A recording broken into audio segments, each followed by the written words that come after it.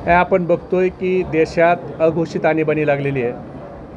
आत्तापर्यंत ईडी सीबीआयचा धाक तर दाखवतच होते, पण ज्या लोकांना ईडी सीबीआयचा धाक दाखवू शकत नाहीत तर ते लोक संसदेत आपल्या विरोधात बोलले नाही पाहिजे. म्हणून संसदेत आत्तापर्यंतच्या स्वातंत्र्याच्या इतिहासाच्या नंतर एवढ्या मोठ्या प्रमाणावर खासदारांचं निलंबन व्हायची ही पहिली वेळ आहे.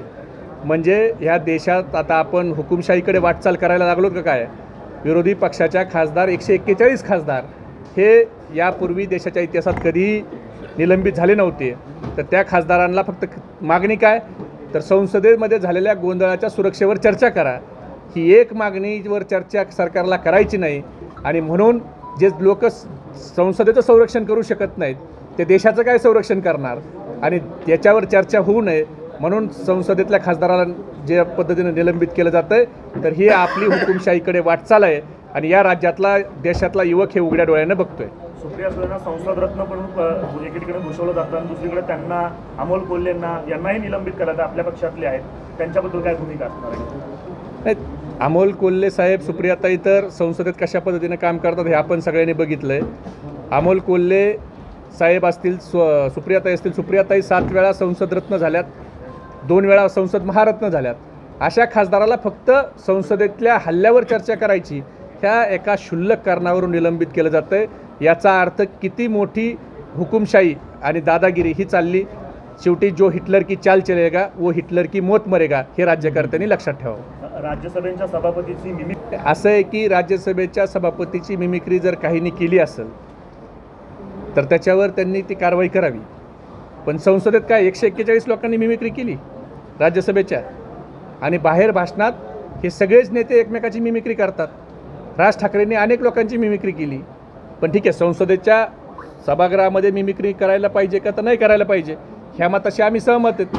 पण याचा अर्थ तुम्ही समज द्यायच्याऐवजी 141 खासदारांनी त्यांची मिमिक्री थोडी केली. हे 141 खासदार का निलंबित केले? तर ह्याचं उत्तर आता देशाला द्यावं ना. देशाच्या संसदेवर झालेल्या हल्ल्याची चर्चा तुम्हाला करायची नाही, त्यामुळं हे सगळा प्रकार चाललेला आहे. महागाई बेरोजगारीवर चर्चा होऊ द्यायची नाही, याच्यामुळं हा सगळा प्रकार चाललेला आहे.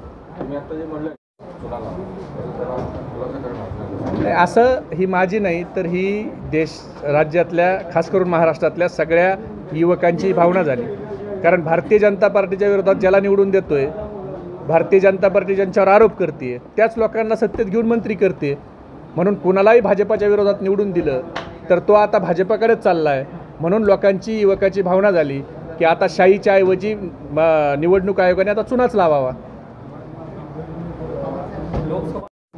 राष्ट्रवादीची भूमिका, ज्या जागा आम्ही लढतोय त्या जागा आम्ही लढणार आहेत. काही जागा आम्ही नव्यानं त्या ठिकाणी घेतोय. आणि सोलापूर जिल्ह्यानं नेहमीच आदरणीय शरद पवार साहेबांच्यावर प्रेम केलेलं आहे. त्यामुळं गुत्तेदार आणि काही ठराविक लाभार्थी जरी गेले असले तरी सर्वसामान्य जनता ही सोलापूर जिल्ह्यातली आदरणीय पवार साहेबांच्या सोबत आहे. महेश अण्णा कोटे असतील, आमचे भरतजी जाधव साहेब असतील, पहिलवान असतील, असे अनेक मंडळी आज शरद पवार साहेबाच्या सोबत उभा आहे. आणि ही सोलापूर जिल्ह्यातली जनता शरद पवार साहेबाच्या सोबत राहील. आणि येणाऱ्या निवडणुकीत सोलापूर जिल्ह्यातून जास्तीचे आमदार हे राष्ट्रवादी काँग्रेस पक्ष आणि शरद पवार साहेबाच्या विचाराचे असतील. शरद पवार साहेबाचा राष्ट्रवादी काँग्रेस पक्ष आहे ते तर उभा राहणार आहे. आता समोरून जे काय त्यांचा महायुती आहे ते ठरवतील. महाविकास आघाडीचं शरद पवार साहेबाच्या गटाच्या जागा ह्या राष्ट्रवादी काँग्रेस पक्ष म्हणून पवार साहेबाच्या मार्गदर्शनाखाली आम्ही लढू. समोरून कोण यायचं आहे हा त्यांचा प्रश्न आहे, तो आमचा थोडी प्रश्न आहे. मोकळं काम करायचं आता मोकळीक राहिलेलं नाही. एकनाथ शिंदेचं त्यांचं किती जमतं किंवा भाजपाच्या. आता पहिल्यांदा वित्त आयोगाची जी फाईल आहे फायनान्सची, दादा उपमुख्यमंत्री होते, महाविकास आघाडीचं सरकार होतं त्यावेळेला ती फाईल डायरेक्ट क्लिअर व्हायची. पण आता दादांची फाईल ही उपमुख्यमंत्री क्रमांक 1 देवेंद्र फडणवीसांच्याकडे जाते आणि मग ती मुख्यमंत्र्यांच्याकडे जाते. म्हणजे प्रत्येक ठिकाणी त्यांना कात्री लावण्याचं काम केलं आहे.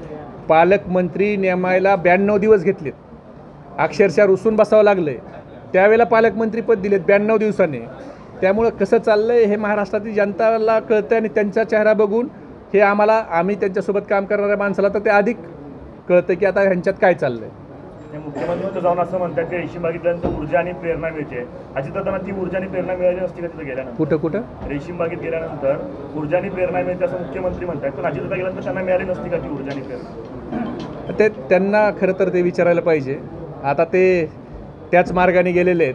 त्यामुळं त्यांना इच्छा असो का नसो, तिथं भारतीय जनता पार्टीत गेले तर तुमच्या इच्छेला शून्य किंमत आहे. तो पक्ष आदेशावर चालतो. तिथं काय तुमची इच्छा कोण विचारायला तिथं काय शरद पवार साहेब बसलेले नाहीत. त्यामुळे ते सांगतील तेवढंच करायचं काम असतं.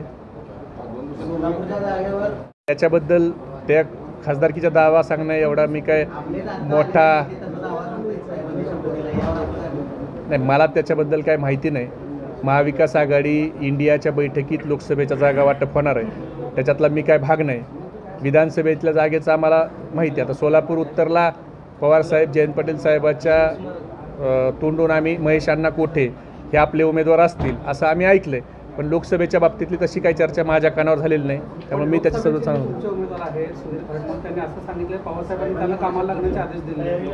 मला ते माहीत नाही, मी काय तिथं नव्हतो. त्याच्यामुळं मी त्याच्याबद्दल पवारसाहेब आणि जयंत पाटील साहेब आणि ते सांगू शकतील, कारण त्या चर्चेत मी नव्हतो. आणि लोकसभेच्या चर्चेबद्दल बोलणं एवढं माझ्यासमोर जी गोष्ट झाली नाही ती मी कशी सांगणार. असं आहे की देवेंद्र फडणवीस आणि भारतीय जनता पार्टीनं देशात आणि महाराष्ट्रात काही झालं की ते शरद पवार साहेबांच्यामुळं झालं. भूकंप आला, अवकाळी पाऊस आला तरी तो शरद पवार साहेबांच्यामुळंच आला असं म्हणायचं राहिलेत. बाकी जे काही होतं ते शरद पवार साहेबांच्यामुळं होतं. देवेंद्र फडणवीसांनी मराठा समाजाच्या आरक्षणाच्या विरोधात जे याचिका करतात त्यांचे देवेंद्र फडणवीसांचे संबंध काय आहेत हे महाराष्ट्राला आणि मराठा समाजाला माहीत आहे. आणि देवेंद्र फडणवीसांचं काम हे महाराष्ट्रामध्ये मराठा ओबीसी वाद लावणं हा सध्या कार्यक्रम चालला आहे. नंतर पुढचा कार्यक्रम हा हिंदू मुस्लिम वाद लावणं होईल. त्यांच्याकडं मूळ बेरोजगारी आणि महागाईच्या प्रश्नावरून लक्ष विचलित करण्यासाठी हे सगळं असतं. देवेंद्र फडणवीसांना हे माहीत नाही का 95च्या नंतर शरद पवार साहेब राज्यामध्ये कोणत्या पदावर आहेत, त्यांनी राज्यामध्ये कोणतं पद भूषवलं आहे का. देवेंद्र फडणवीस हे मुख्यमंत्री होते त्या काळात त्यांनी काय केलं हे त्यांनी महाराष्ट्राच्या जनतेला सांगावं. मराठा आरक्षणासाठी ओबीसीचं आरक्षण हे शरद पवार साहेबांनी दिलेलं आहे. त्याच्यामुळं देवेंद्र फडणवीस सातत्यानं ओबीसीत गेले की ओबीसी समाजाचं नुकसान शरद पवार साहेबांच्यामुळं झालं हे सांगणार. मराठा समाजात गेले की मराठा आरक्षण शरद पवार साहेबांमुळे मिळालं नाही. आता तर एकमुखाने सगळ्या आमदारांची मागणी आहे ना, तर देवेंद्र फडणवीसांचे मंत्रिमंडळातले 4 लोक जाऊन मनोज जरांगे पाटलाला शब्द देतात की 24 डिसेंबरपर्यंत आम्ही आरक्षणाचा विषय संपू. आज 20 डिसेंबर आहे. त्यांनी काय केलं हे महाराष्ट्राच्या जनतेला त्यांनी सांगावं. मुख्यमंत्र्यांनी कशी टोलवाटोली केली, आरक्षणावर काय ठोस कार्यक्रम घेतला हे त्यांनी महाराष्ट्राच्या जनतेला सांगावं. का फक्त मराठा आणि ओबीसी हा वाद लावायचा आहे. म्हणजे एकीकडं यांच्या सरकारमधले एक ओबीसी मंत्री जाऊन मराठा समाजाच्या विरोधात बोलत आहेत, त्यांच्या आरक्षणाला विरोध करतायत. मग देवेंद्र फडणवीसांचा आणि मुख्यमंत्री एकनाथ शिंदेंचा छगन भुजबळाच्या भूमिकेला पाठिंबा आहे का. नसेल तर त्यांची मंत्रिमंडळातून त्यांनी हकालपट्टी का नाही केली. त्यांचा मंत्र्यांनी छगन भुजबळांनी जे त्यांना आरक्षणाच्या विषयी ओबीसीच्या हक्काच्या विषयी ज्या गोष्टी मांडायच्यात त्या त्यांनी कॅबिनेटच्या बैठकीत न मांडता जाहीर सभेवर जाऊन एखाद्या समाजासाठी न्याय हक्कासाठी लढणाऱ्या कार्यकर्त्याच्यावर टीका करणं हे 40 वर्ष राजकारण करणाऱ्या आणि 75 वर्ष सामाजिक राजकीय जीवनात असणाऱ्या माणसाला 15 वर्ष 20 वर्ष मंत्री राहिलेल्या माणसाला शोभतं का.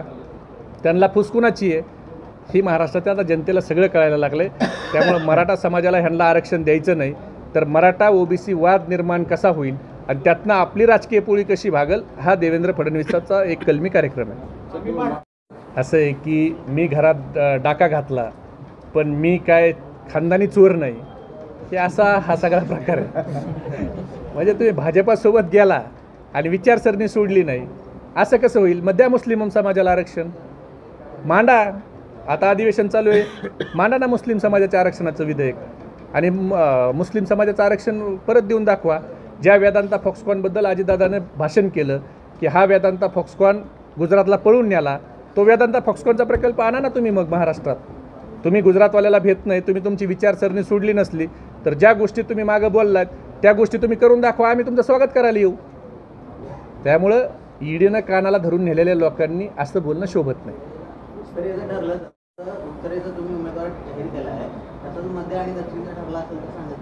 ते ठरल्यावर सांगू की तुम्हाला. नाही होईल ना, ते त्यांचा विचार जयंत पाटील साहेब पवार साहेब करतील. लोकसभा आणि विधानसभेच्या निवडणुकीची चर्चा होती. असं आहे की ह्या सरकारच्या मध्ये हिंमत नाही आहे हे सरकार स्थानिक स्वराज्य संस्था निवडणुका घ्यायला जसं सरकार सत्तेवर आलं आहे तसं हे सरकार टाळाटाळ करतं आहे.